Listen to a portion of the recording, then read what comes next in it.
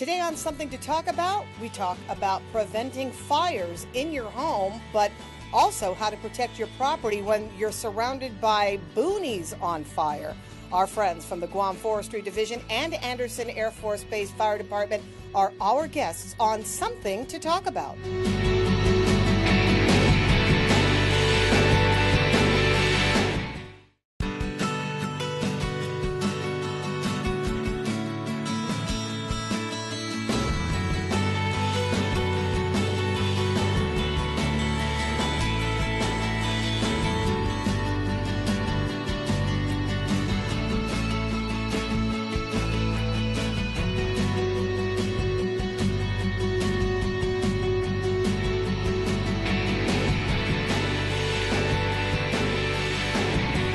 Welcome to Something to Talk About. Thank you for joining us here at King's Restaurant in Tamuning. We're going to be talking about fire. It's a hot topic. It is. See, I bet you guys know all the fire jokes. As you can see, we've got a couple of guests from the Guam Forestry Division. Christine Farron joins us. Hi, yes. Christine. Hello. Hi. Nice to have you here again. Thank you. And then from the Anderson Fire Department, Tech Sergeant William Del Castillo is in the studio with us. Yes. Hi, the King Studio. How are you? Not bad. How are you? I'm good. Thank you for coming all the way down from Anderson Air Force Base. problem. Appreciate that. Thank you for No coming problem. from the Guam Department of Agriculture. We are talking about Fire Prevention Month. Right. Let's back up because everywhere I see it's Fire Prevention Week on the mainland. We have a whole month dedicated to the message? We make sure that for all of Guam's fire partners led by Guam Fire Department, we're going to make it a whole month initiative and we're out there presenting at schools. Hey guys, thanks. Oh, by the way, we have food. Oh my goodness. I know. Tell me now we're you're talking not about hungry. fire, That's right? good. Wow. Well, that's let me great move stuff. this so that you can see, of course, King's Restaurant is always so Wow. generous and hospitable with their chisa platter. So Nice. there you go. You can hack into that in between words if you want. But okay, so it's Guam is different. Is it unique in that we have the whole month dedicated? Or I think across the nation, other states are addressing it at a broader scope as well. Okay. But for Guam, we like to take things and really run with it. Yeah. And so We go bigger. Yes. Why not? Yeah, we go Have bigger. you been to our fiestas? Yeah, exactly. Go bigger like they yeah. do in Texas, where you're originally from. right. Yes. Tell me about how Anderson Fire Department is working. What's the mechanics of your involvement in Fire Prevention Month? So just like all the other departments, we get together the island-wide, kind of get together, show all of our assets as long as the other department's assets. We get together on that. But then at the same time, we also do our own things too. So we'll be going out to the Anderson Middle School and Elementary School. We'll be having like a BX function. Things like that. We'll be waving at everybody on Tuesday morning. Okay, all right. Really get out to the public and push the same thing. Yeah. It's a little less keyed down, because of the standards that we already uphold. Yeah. But definitely the message is just as strong. Yeah, let's talk about those standards. And standards, military housing, a whole different area of expertise when it comes to stuff like that. Yeah. Off base, it's a little bit different. People building their own homes, although there are some standards, and people are not as aware of the improvements that they can make in their home to prevent fires from breaking out. I know that's GFD does a lot of that, They a lot do. of the answering on those questions.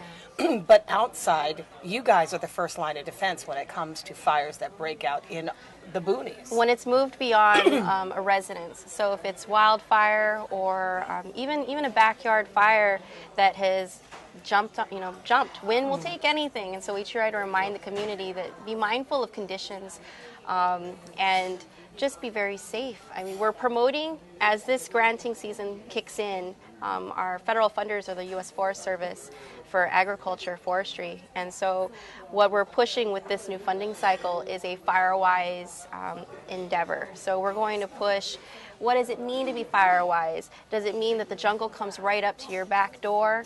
Do you have a fire break, which meaning that ample space between vegetation and your home and family? And if you don't, we need to start having this conversation. So as this program starts to develop, we will be going out to the community and sharing this information and trying to help families be more aware of how to be more safe. So Firewise is, it's a national program, but what we're doing on Guam is we're starting it at Southern High School. So Southern High School jumped on board and they said, we want to do a Firewise club, and they've been amazing. The students have come out for a couple of tree plantings with us, and they're really engaged. So we're going to build this club, get the students talking to their peers, get them talking to their community members at their village functions, and then from there, as the program increases and funding increases, we will have a fire hazardous assessment done by January on Guam. So I have partners from Hawaii coming in to help us with that. We'll have a training and we'll involve the partners. So there are many steps. I have a 5-year plan for this program, and we have steps in place to start bringing partners into the conversation. So I think you really brought up a very interesting that hit part of that conversation that hits very close to home, because Guam is surrounded. A lot of homes are surrounded by boonies. Right. People right. have maybe large parcels of land. They build right in the Yes. and then they don't develop outside Right. outside their own lots. Right. That's we don't see the kind of fires that are blazing across the hillsides. We and don't have the destroying canopy homes here, fires like they do on the California. mainland. But we Right. still run a really big danger here We because do. our boonies are set on fire. It's fast. I mean, we have days where we're suppressing fire in one spot, and in a matter of just minutes, the fire has blown into a whole other area. So when you're suppressing fire, we have eyes 360 degrees, because we may suppress on this end, but It's who flared up knows what someplace ember else. may have blown behind us. So Yeah. common practice when you're on the fire line is you have eyes ahead, but you have eyes back there. So there's usually someone keeping an eye behind you to look for those spot fires. Yeah. There is a developed relationship as well with Anderson. You have always supported these kinds of fires that happen often Yeah, off absolutely. base. Yeah. Especially on the north end of the island. Yeah. With forestry being more on the southern end of it, we're one of the first line of defenses on the north end. So we do get called out for the wildland fires, primarily around the government assets. But yeah, we do get called out, especially to help Jigo Fire Department, because they're one of the it's almost like a single engine company, and we're the Yeah. closest thing there. And you're on Yeah. both sides of the gate. I mean, you Yes. respond from the back gate into the front gate Yes. as well, right? Yeah, okay. And there are fires that break out there all the time. There are. Yeah.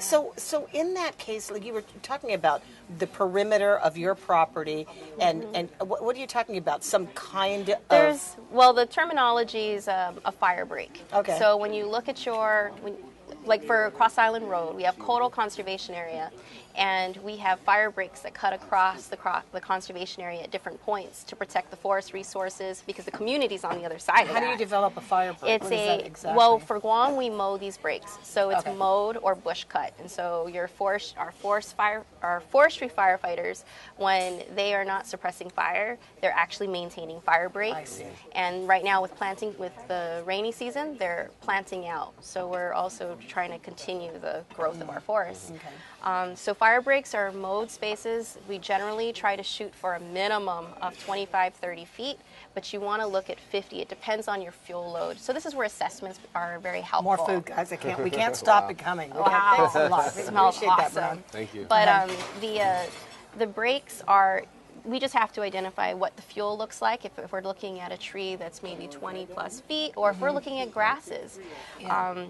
But with grasses, you just always have to consider that wind factor. all the So the time. wider the fire break, the better. Now, I'm not saying homeowners cut down all your trees and mow. No, a fire break, that safe zone between your residence and your wildland interface. It's wildland urban interface. That's where the community and our natural areas are basically intermingling. Okay. So that space is what we need to look at. We're not saying mow, cut down everything. Are you saying- just create a buffer zone that, with proper pruning, you can save your trees. You can save plants along your residence or around your residence, but you also need to look at species types. If it's a species that is, You just can't go out there and start chopping trees down. we wouldn't But recommend can you that, because regulate- green spaces are protected. Yeah, can you regulate these homes that are identified as potential hazards in the line of fire? Can the government actually regulate? I think this is a fire break? conversation that we will be developing Okay. as the program grows. These are conversations we really should come back to as managers, community members, and leaders. Because if I do everything I can around my residence to ensure that I have native vegetation growing, I have secured my compost piles, my trash is secured, and there's space, but my neighbor, holy crap, my neighbor has the jungle going right up to their back door, and now they are, what are they doing to now they're ensure, compromising you. Okay. Right. Absolutely. So this isn't go and start any battles with neighbors. This is a conversation that we haven't had yet, and we're hoping to engage in the very near future. Okay. So all right. yeah. I wanted to ask you a lot about the kind of work that you guys do up at Anderson. I mean, clearly your operation encompasses far more responsibility than just fire hazards in the neighborhood. I mean, you are responding to an active runway on a daily basis, so there's always a standby moment for you on that. But which I guess is a good thing, because you you do everything for fire prevention in housing. And in the facilities on Anderson. I mean, what are some of the standards that you have to follow? Are they stricter than the local standards? They are.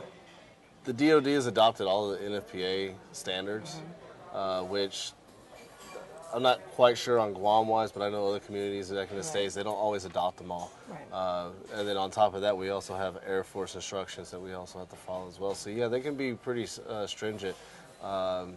The majority of the things that I cover in prevention would be more of the office spaces wise, but we do go, there's some homes that we do go inspect. If they request us out there, we will obviously come out there. Yeah. So, but when these buildings and these homes are, it's very specific, and the rules are very stringent. Yeah, absolutely. Okay. All right. Yeah. So candles, we even tell homes we can't really so much do a lot about, because we don't always go into privatize.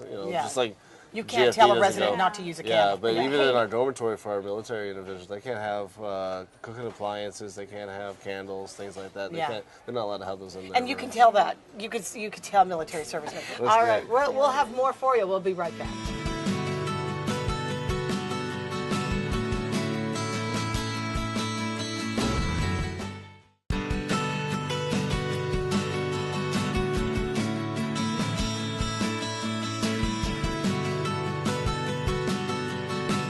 Welcome back. We are talking about fire prevention on Guam. Of course, Anderson Fire Department is here with Tech Sergeant Del Castillo, and we've got Christine Farron from the Forestry Division, Guam Department of Agriculture, by the way. Okay.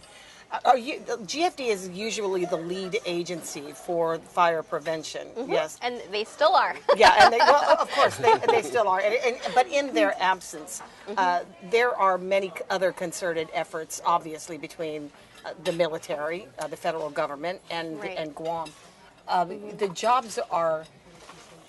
When we go through a dry period and everybody sees that fire danger rating go up, you can't help but worry, that Guam can be consumed if things get out of control. Do we ever have the conversation of what if the entire hillside or the mountainside goes up in flames? Do we really? We've been pretty close. Yeah. Okay. Do we have the assets that we need, within the government of Guam to respond?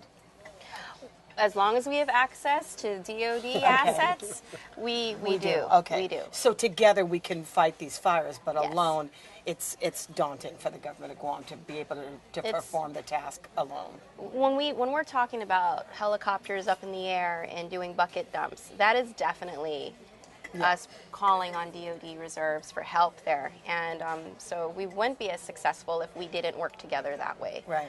On the ground, Guam Fire Department, they're usually there first, and they're able to start a line, and then forestry will come in, and depending who's taking lead of the fire at that time, they might say, forestry, can you catch the head of that fire over there? And we'll drive in and hump the rest of the way in if we can't use our trucks. So it's a plethora of approaches that are taking place when we're on a fire scene.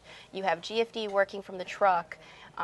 Sometimes they'll have brush beaters out, which are basically a stick with a big rubber mat at the end, and they might have a few of their guys out there suppressing with that. Forestry trucks, we will suppress from our trucks. Unless we have to hike, then we have bladder bags. So it's a 5-gallon bag that we hike with, like a backpack, and we utilize that and a brush beater, and sometimes we have other tools that we would use for cutting. That's you on the ground, That's us actually on the ground. physically attacking a fire or getting ahead of it. And so and then these guys come out with their trucks as well, and it's a matter of where do we need to be, and what assault are we taking on this fire? Tell me how close you've come to there being a total consumption. I mean, you said you come pretty close. Oh, well. How long ago was that? Well, this past fire season, we had the fire over on Buena Vista off Cross Island Road. That was that whole valley right there that went up, and that went towards the magazine. Right. The fire created its own wind, and that's a fact that we're still working on with our education when it comes to talking about fire and the hazards of wildfire.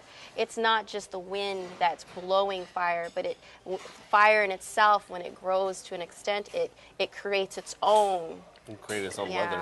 Yeah. And so these are things we all have to be watching for when we're on the fire line to anticipate where it's going to turn next. So the assets of the military are needed. Nimitz this year. Okay, so how do we reach the public, both on and off base? And how do we reach people in their individual homes and school them on things that they know causes fire, right? But we sort of play with it. Right. We play with these dangers pretty much on a daily basis. Even, let's say, for even in the homes. And I know you respond to, if there's any fires that you respond to up at Anderson, a lot of them are created in the kitchen, right? Yeah, absolutely. Definitely unattended cooking is our number one fire hazard that we got on base. One good thing we got going for us on the military side is we have to have mandatory briefings when you move to the base, right? And during those mandatory briefings, my office goes, and that's their opportunity to teach the public, and actually have an outreach program right there in a briefing, welcome briefing, saying, "Hey, these are our number one hazards. This is how you can prevent them. Things like this is how you can stop them, and of course, this is how you notify the fire department." But you also have the authority in the military. I'm sorry. You also have the authority in the military to require that the residents have maybe some kind of fire suppression mechanism or something in their own houses, machinery? Well, when it comes to the housing wise, it's on the housing office itself has to provide a fire extinguisher to every home. And it's even like that. Again, I can't really speak so much for Gov Guam, but typically in the housing area, even off base, if they're renters, typically they have to provide something like that for the occupants. If it's their business, they have to provide an extinguisher, things like that. I know, like my landlord has to provide one. Okay. There's things like that, but obviously the biggest thing is the outreach programs that we have, and military is lucky enough that we kind of get to make them mandatory a little bit. Yeah, that's good. Do you find that the kids are far more impressionable when it comes to things like this, that they absorb the lesson about that? Absolutely. When you roll your fire trucks up to the school or the community center, they must all go crazy. Yeah, absolutely. In fact, I know when I was on a truck, I used to keep the plastic hats on our trucks just in case we see a kid. Here you go. Every little chance you get. Of course, every kid loves, and me included, because I'm a big kid, loves big red trucks. Sure, absolutely. But during this week, our number one target audience is going to be kids. Yeah. They're sponges. They take any kind of education and they go home and go, "Hey, guess what I learned today, Mom and Dad? Yeah. Now go fix your smoke detector." And so that's kind of what you bank on, is the kids being giving the impression to these kids that they go home and tattletale. Yes. Yes. Yeah. Exactly. Yes. Or coworkers. I mean, just our own coworkers. In the natural resource sector, and when we would take their kids out for presentations or field trips, they would come back, and my coworker would say, the kid came back and said, "I need to stop cutting all the trees in the backyard and leave some of that alone, or maybe I shouldn't go off-roading all the time." I mean, because we're looking at it from the forest resource aspect, but this very much ties into a fire story. If we have a forest versus a grassland, and then you have a community, that forest, we've seen it here. That forest will slow that fire down, depending on the vegetation. And but the grass, everything will burn eventually. But the speed at which it will travel depends on the vegetation that you've selected. And so that's how forestry really tries to engage residences when we talk about fire. Okay. You know, because we need to make that connection. And I've just, you know, over the years, we know that people, they'll drive down south and they might see smoke in the mountains. They'll be like, oh, wow, look, it's burning up there, and then just continue to drive. I've seen this, Yeah. you know, there's this disconnect. Yeah. So we need to just sort of remind the community that what's burning up there will impact you. If you live in the south and your water comes from the Ugum treatment plant, you are impacted, because when it burns and then we have a high sediment loading into that river, water goes out, right? Yeah, the pumps clog up. They've got to stop the water. You're out of water. That's a direct. That's when they talk about high turbidity. That's Yes. exactly what they're talking Yes. about. Now, when they what tell you there's caused no all water. that? Now that's Is the smoke that was coming from the cliff line. Yeah. Okay, but here's the other thing that you don't have to deal with, but we deal with this. The old school uncle that burns in the backyard. Yep, I mean, yep. that's how Guam a long time ago got rid of their waste. They Yep. didn't even have it was a controlled fire in their backyard. Yep. Some are really good at it. Yep. The old school guys are really good at it. Yeah. I mean, they're the OG firefighters on Guam. But some of them are really bad at it. yes. And so, It's- what's the message to people who are open burning? Clearly, you have to get a permit to do that. You do. But This isn't Let's assume that they don't do that. okay. No permit. Really watch the conditions. If it's a high windy day and it's especially dry, it's peak dry season, refrain. Yeah. Refrain. Compost, right? Well, Let's there's mulch that. that. Come Yeah, on. yeah. We need good soil on Guam. If a lot of it's washing off down into our bays, we need to replenish Okay. that somehow. So let's work on our composting. All right. And, Where all of these lessons can be found when you guys do you have like an expo that's happening at Micronesia Mall. Yes. You're going to show off your equipment every opportunity you can, Yep. both on and off base. Yeah, Yeah. But there is a place where you could bring the kids. Maybe. Yes, so the Micronesia Mall on Sunday, so that's the 9th. Yeah. The okay. 9th this weekend. Yep. So join us, Micronesia Mall, from 10 to 2. Right. And we'll be out there. We have a billboard display. It's going to be great. All the fire agencies got together, and we're in competition, right? So vote for Smokey. Yeah. Yeah. Let's talk quickly about these characters. Oh. Okay, so the old school folks knew it as Smokey the Bear. Because with the of a being the song, middle name. right? But that was a song. But I'll share with the audience. So my kids, I used to say, "Is your name, Evie the Faharin, or are you Evie Farron?" And so it's Smokey Bear. Smokey Bear, not Smokey the Bear. Yeah. And then Sparky is Sparky the Fire Dog. It's Sparky the fire dog. So Sparky the Fire Dog. it is the in there. Yeah, that's the mask. Is Sparky a Dalmatian? No. It is. He Yes. is. Well, okay, the significance of the Dalmatian. The Dalmatians there's been a few other stories out there. One that I have always known is that back in the horse and carriage days of the fire department, that the Dalmatian was used to guide the horses, to help control the horses. Oh, when they were responding to a fire. Yep. I didn't know So- that. I didn't So the- know that. Yeah, a lot of little different stories like that. So Oh, that's the okay. one I know. I I'm gonna have to that. go fact check that one. Yeah. I'm gonna have to go fact check. But either way, it's a great story. Yeah. Yep. And And actually, by the way, one of our firefighters will be bringing his Dalmatian to also the Micronesia Mall. So okay, we'll awesome. have Nice. he brought him last year, so we got our own little Yeah. Dalmatian yeah. mascot. Well, congratulations to the effort to educate our public and to continue the conversations that we have to have. It's far deeper sometimes than we realize. There's a than lot it to is- talk about, Yeah. and it's thanks to the Guam Fire Department for really reaching out and trying to involve the rest of the partners in the conversation. So we really appreciate Yeah. that. And note to self, if the chirping coming from your ceiling is bothering you, that means it's time to change the battery in Don't your wait. smoke detector. Don't wait. Don't In fact, wait, that's- check the date. That's the theme is don't wait, check the date. There you go. All you gotta do is take off your smoke detector, look on the back of it, there will be a manufacturer date. If it's over 10 years old, replace it. So, Yeah. and then, of Otherwise, course, when change it's- your batteries. Yeah, change the Yeah. battery. That's what the chirping is. All right, it's not a lullaby to put you to sleep. Hey, thank you for joining us, you guys. I Thank appreciate you. it. Thank you. And we'll see you on the radio.